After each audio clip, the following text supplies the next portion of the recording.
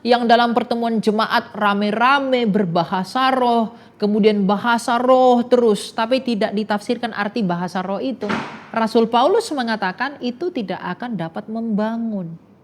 Jadi bahasa roh itu harus dapat ditafsirkan, teman-teman. Nah, untuk dapat menafsirkannya Rasul Paulus mengatakan apa? Kita harus meminta kepada Allah agar Allah mengaruniakan kita agar kita dapat menafsirkannya. Sekarang banyak yang berbahasa roh rame-rame dan tidak ditafsirkan, tidak bergantian. Padahal Rasul Paulus berkata apa? Sebanyak-banyaknya 2-3 orang saja dan bergantian dan harus ada yang menafsirkannya. Kalau tidak ada yang menafsirkannya, Rasul Paulus bilang lebih baik kamu diam. Agar orang lain yang tidak beriman itu ketika datang dalam gereja tidak tersandung oleh karena apa yang kita lakukan.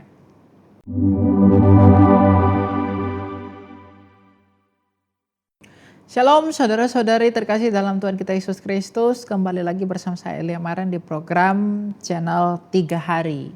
Nah, kalau video sebelumnya kita berbicara tentang perceraian yang banyak sekali ditanyakan oleh teman-teman di dalam kanal YouTube kami. Sekarang kita akan berbicara tentang bahasa roh atau bahasa lidah.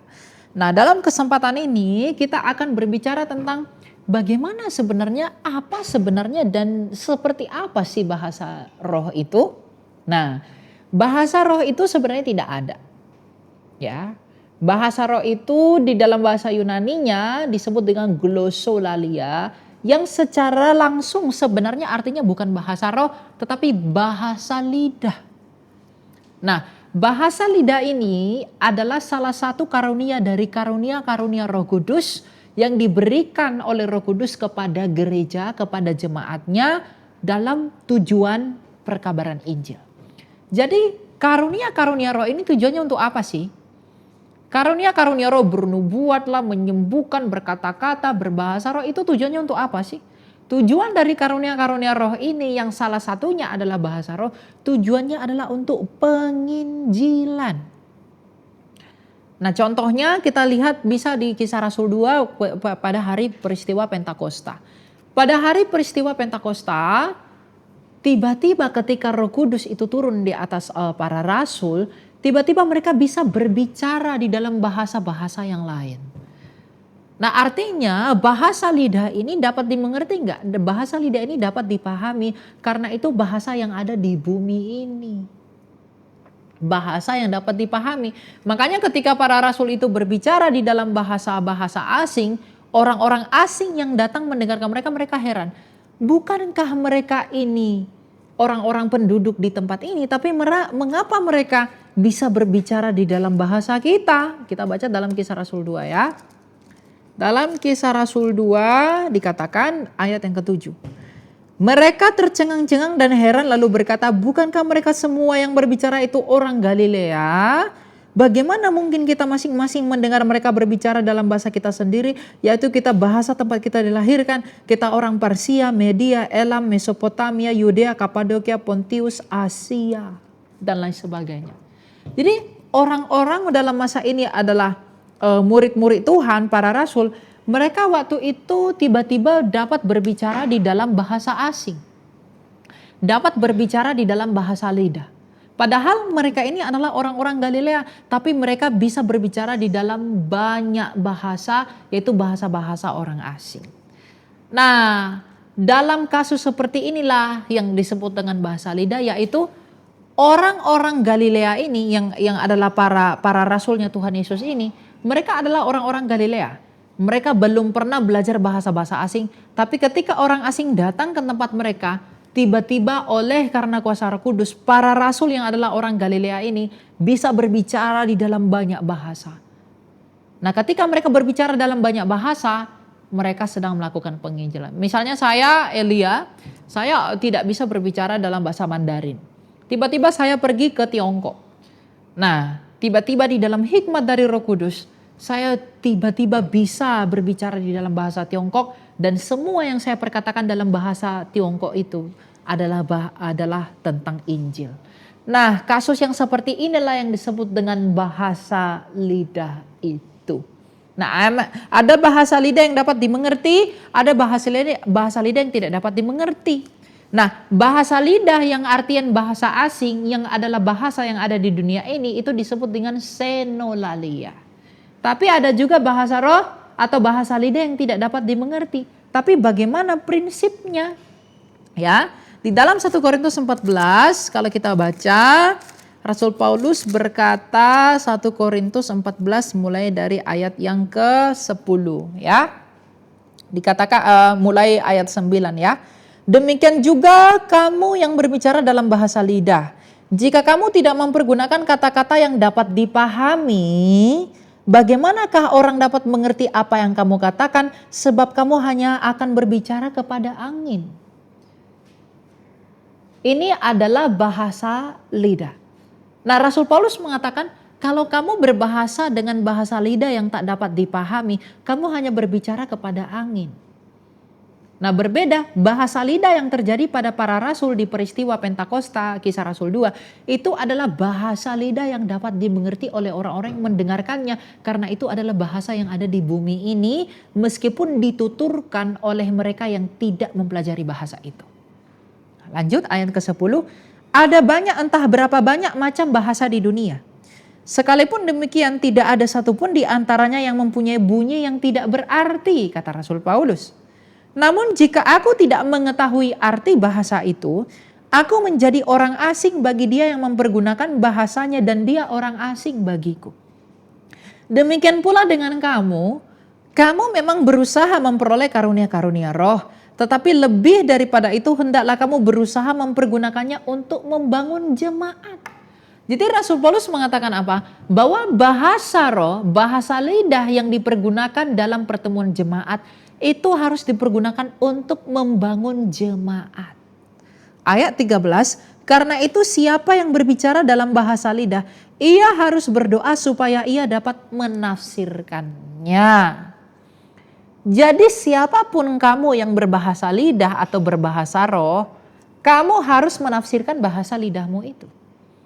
Jadi bagi siapapun yang berbahasa roh di dalam pertemuan jemaat atau dalam pertemuan pribadi dengan Tuhan, dia harus berdoa agar Tuhan memberikan karunia kepada dia untuk menafsirkannya. Karena kalau dia tidak mengerti bahasa lidahnya itu, mungkinkah dia dapat dibangun? Padahal tujuan bahasa roh adalah untuk penginjilan, baik untuk diri kita sendiri dan juga bagi orang lain yang mendengarkan kita. Jadi bahasa roh itu harus ditafsirkan yang dalam artian harus dapat dimengerti. Kita lanjut ayat ke-14. Sebab jika aku berdoa dalam bahasa lidah, rohku lah yang berdoa, tetapi akal budiku tidak menghasilkan apa-apa. Jadi apakah yang harus aku perbuat? Aku akan berdoa dengan rohku, tetapi aku akan berdoa juga dengan akal budiku. Aku akan menyanyikan pujian dengan rohku, tetapi aku akan menyanyikan pujian juga dengan akal budiku. Sebab jika engkau mengucap syukur dengan rohmu saja, bagaimanakah orang biasa yang hadir sebagai pendengar dapat mengatakan amin atas pengucapan syukurmu? Bukankah ia tidak tahu atas apa yang kau katakan? Sekalipun pengucapan syukurmu itu sangat baik, orang lain tidak dapat dibangun olehnya. Garis bawahi ya. Sekalipun pengucapan syukurmu itu sangat baik, orang lain tidak dapat dibangun olehnya. Jadi bagi teman-teman yang berbahasa roh, yang mungkin merasa bahwa bahasa rohku ini adalah ucapan syukur yang sangat baik. Tapi kalau kamu tidak dapat menafsirkannya, kalau kamu tidak menafsirkannya bagi orang lain yang mendengarkan itu, Rasul Paulus mengatakan orang lain tidak akan dibangun olehnya. Jadi bahasa roh yang digunakan dalam pertemuan jemaat, bahasa lidah yang digunakan dalam pertemuan jemaat dan tidak ditafsirkan, Rasul Paulus mengatakan apa? Orang lain tidak akan dibangun olehnya. Ayat 18, aku mengucap syukur kepada Allah bahwa aku berbicara dalam bahasa lidah lebih daripada kamu semua. Namun dalam pertemuan jemaat, kata Rasul Paulus, aku lebih suka mengucapkan 5 kata yang dapat dimengerti untuk mengajar orang lain juga daripada beribu-ribu kata dalam bahasa lidah. Jadi Rasul Paulus adalah orang yang paling unggul dalam bahasa roh. Tapi dia berkata, dalam pertemuan jemaat aku lebih suka mengajar dalam kata-kata manusia daripada dalam bahasa lidah. Jadi buat teman-teman yang dalam pertemuan jemaat rame-rame berbahasa roh, kemudian bahasa roh terus, tapi tidak ditafsirkan arti bahasa roh itu. Rasul Paulus mengatakan itu tidak akan dapat membangun. Jadi bahasa roh itu harus dapat ditafsirkan, teman-teman. Nah, untuk dapat menafsirkannya Rasul Paulus mengatakan apa? Kita harus meminta kepada Allah agar Allah mengaruniakan kita agar kita dapat menafsirkannya. Jadi bahasa roh itu harus ditafsirkan agar kamu dapat dibangun, agar orang lain yang mendengar juga ikut dibangun. Bagaimana mungkin kamu bisa dibangun oleh karena bahasa yang tidak dapat kamu mengerti. Ya. Nah, lalu kita lanjut ya ayat ke-20. Saudara-saudara, janganlah menjadi seperti anak-anak dalam pemikiranmu, kata Rasul Paulus. Jadilah anak-anak dalam kejahatan, tetapi orang dewasa dalam pemikiranmu. Dalam hukum Taurat tertulis, oleh orang-orang yang mempunyai bahasa lain dan oleh mulut orang-orang asing aku akan berbicara kepada bangsa ini, namun mereka tidak mendengarkan aku, firman Tuhan. Karena itu karunia bahasa lidah adalah tanda. Bukan untuk orang yang beriman, tetapi untuk orang yang tidak beriman. Sedangkan karunia untuk bernubuat adalah tanda, bukan untuk orang yang tidak beriman, tetapi untuk orang yang beriman. Apa maksud bahwa bahasa lidah ini adalah untuk orang yang tidak beriman? Kita lihat kasusnya dalam Kisah Rasul 2. Ketika para murid pada peristiwa Pentakosta mereka berkumpul di loteng, mereka ini orang beriman bukan? Dan kemudian Roh Kudus memberi karunia kepada para murid ini. Dan orang-orang asing yang belum mengenal Kristus itu mendengarkan Injil dari bahasa lidah yang keluar dari mulut para rasul ini. Artinya apa? Bahasa lidah yang dikaruniakan oleh Roh Kudus kepada para rasul ini tujuannya adalah untuk menginjili mereka yang belum beriman itu. Jadi arti bahasa lidah untuk orang yang tidak beriman apa? Ya bahasa lidah itu tujuannya untuk menginjili orang-orang yang belum mengenal Kristus. Misalnya saya pergi ke suatu daerah, katakanlah saya pergi ke Rusia. Saya tidak bisa berbahasa Rusia. Oleh karena itu demi penginjilan kepada mereka di dalam kasih karunia Tuhan, Tuhan mengaruniakan saya tiba-tiba dapat berbahasa Rusia. Maka orang-orang Rusia yang tidak beriman itu dapat menjadi beriman oleh karena Injil yang keluar dari karunia bahasa lidah itu yang menggunakan saya sebagai orang beriman. Itu artinya bahwa bahasa lidah ini untuk orang yang tidak beriman.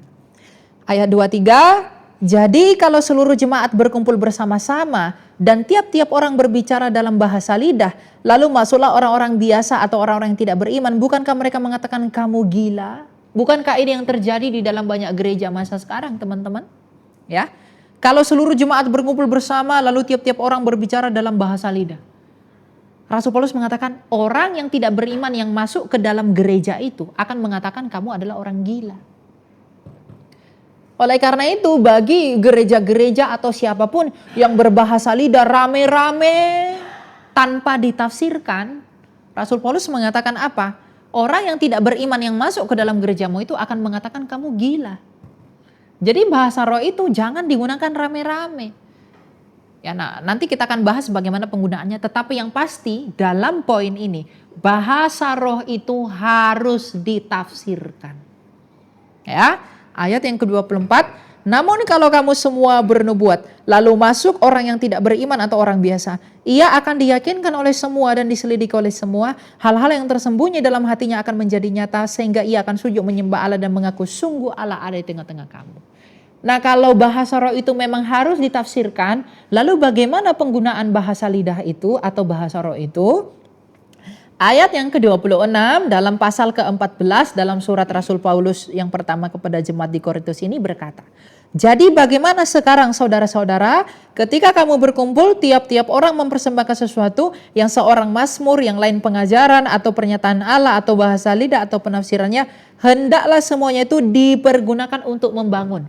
Jadi Rasul Paulus menekankan bahwa semua karunia-karunia roh yang diberikan oleh anugerah dari Roh Kudus kepada orang-orang itu tujuannya adalah untuk membangun. Makanya tadi kita baca Rasul Paulus mengatakan apa? Bahasa lidah itu harus ditafsirkan karena tujuannya untuk membangun dirimu dan membangun orang lain atau jemaat yang mendengarkan kamu. Ayat yang ke-27, Jika ada yang berbicara dalam bahasa lidah, biarlah dua atau sebanyak-banyaknya 3 orang, seorang demi seorang, dan harus ada seorang lain untuk menafsirkannya. Jadi Rasul Paulus mengatakan dalam pertemuan jemaat sebanyak-banyaknya 2 atau 3 orang. Dan seorang demi seorang harus bergantian untuk menafsirkannya. Dan harus ada seorang lain menafsirkannya. Tapi bagaimana kalau tidak ada yang menafsirkannya? Ayat 28 Rasul Paulus berkata, jika tidak ada orang yang dapat menafsirkannya dalam pertemuan jemaat, jika tidak ada orang yang dapat menafsirkannya, hendaklah mereka berdiam diri dalam pertemuan jemaat dan berbicara hanya kepada dirinya sendiri dan kepada Allah. Jadi kalau tidak ada yang menafsirkannya, Rasul Paulus mengatakan apa? Hendaklah berdiam diri. Nah, hal ini yang banyak disalahpahami sehingga ya di dalam beberapa gereja ya saya tidak menghakimi ya, tetapi menurut apa yang disampaikan Rasul Paulus itu tidak tepat. Sekarang banyak yang berbahasa roh rame-rame dan tidak ditafsirkan, tidak bergantian. Padahal Rasul Paulus berkata apa? Sebanyak-banyaknya 2-3 orang saja dan bergantian dan harus ada yang menafsirkannya. Kalau tidak ada yang menafsirkannya, Rasul Paulus bilang lebih baik kamu diam. Agar orang lain yang tidak beriman itu ketika datang dalam gereja tidak tersandung oleh karena apa yang kita lakukan. Nah, jadi begitu peraturan dalam bahasa roh, peraturan untuk apa? Agar semakin tertib dan menjadi tertib di dalam karunia yang dari Allah.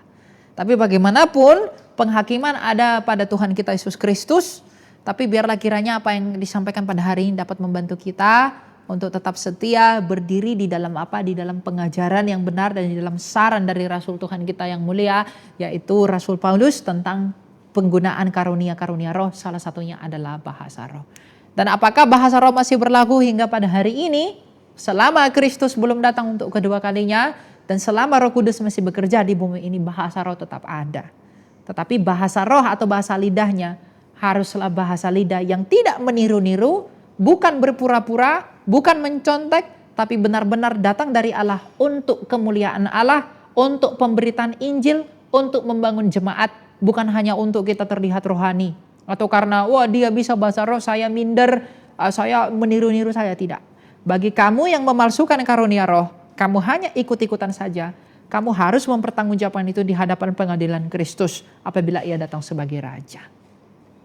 Jadi bahasa roh itu jangan menjadi batu sandungan. Bahasa roh adalah hal yang positif dari Allah. Melalui Roh Kudus ia mengaruniakan itu untuk tujuan bagi kemuliaan Allah.